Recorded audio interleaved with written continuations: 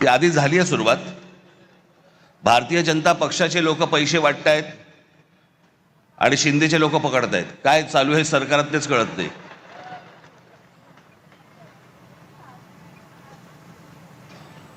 त्या दिवशी मी कल्याण डोंबिवलीला गेलो, अनेक मतदारसंघामध्ये फिरलो। प्रचंड हवा आहे तिकडे, सगळ्या गोष्टी एवढ्या करून पण मी खरं तर आज त्या कल्याण डोंबिवलीमधल्या काही लोकांना मी इथे बोलवणार होतो, पण आता प्रचाराचा शेवटचे काही 2 दिवस आहेत उरलेले आहेत म्हणून ते इथे येऊ नाही शकले। पण मला त्यांना तुमच्या समोर तर मला त्यांना आणायचंच होतं, मुद्दा म्हणून आणायचं होतं। अनेक लोक आहेत,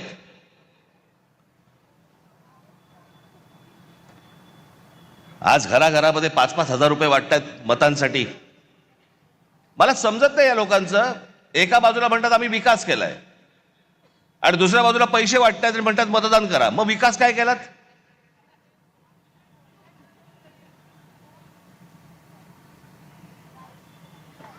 मला घेणाऱ्यांची चिंता आहे, देणाऱ्यांची नाही।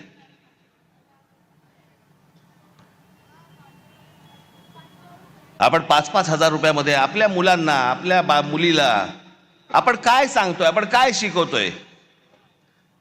ते उद्या ज्यावेळेला समाजात जाणार त्यावेळेला ते काय म्हणणार? माझा बाप विकला गेला, माझी आई विकली गेली, माझ्या वडिलांनी आणि माझ्या आईने पैशासाठी मत विकलं।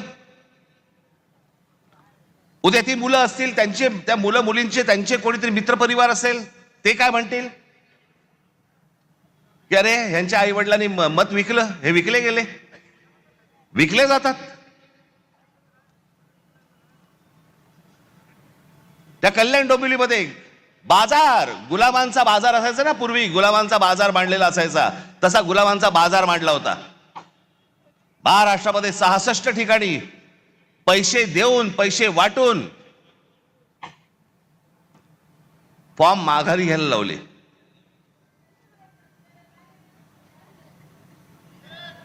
त्या दिवशी मी माझ्या नाशिकच्या सभेमध्ये मी बोललो होतो, वेडे पैसे झालेत, वेडे पैसे। त्या दिवशी एका ठिकाणी तर कोणी त्या एका माणसाने ते काय स्क्रुटिनी असते, समोरच्याचा एबी फॉर्म गिळून टाकला। बरं दिवस नव्हता, एखाद दिवस मिळाला असं दुसऱ्याशी वाट तरी बघता आली असती, एबी फॉर्म पडेल, एबी फॉर्म पडेल। इथपर्यंत गेलात तुम्ही। विकले जातायत काय, एबी फॉर्म गिळतायत काय? त्या सोलापूरला एखादा खून झाला आमच्या माणसाचा, आमच्या विद्यार्थी सेनेचा, तो तिथला शहर अध्यक्ष होता, त्याचा खून केला फॉर्म मागे घेण्यासाठी म्हणून। इथपर्यंत सरकार चाललंय। पोलीस हताश, कोर्टाकडे तर बघायलाच नको। हे कोणतं राज्य आहे? बिनधास्त सगळ्या गोष्टी सुरू आहेत। मला ती, म्हणून मी मगाशी म्हटलं ना, मला ती माणसं आणायची होती, ती त्या प्रचारामध्ये बिचारे गुंतलेत, त्याच्यामुळे मला इथे त्यांना बोलवता नाही आलं। 5-5 हजाराला मतं विकतायत। मी फक्त 2-3 माणसांची फक्त तुमच्यासमोर नावं घेतो, बाकीचे तर आता येतील।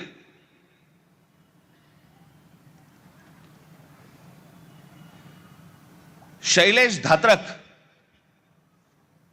ते काय प्रभागात 4चा प्रभाग असतो ना, त्याच्यामध्ये एका कुटुंबातले 3 जण उभे आहेत। शैलेश धात्रक, मनीषा धात्रक आणि पूजा धात्रक। किती पैशाची ऑफर झाली असेल तुम्ही कल्पना पण नाही करू शकत। म्हणजे काय लेवलचा बाजार मांडला या लोकांनी, तुम्हाला अंदाज येईल। या 3 लोकांना एका घरात मिळून 15 कोटी रुपयाची ऑफर दिली गेली।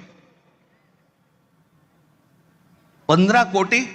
आणि मला ते मुद्दामून इकडे बोल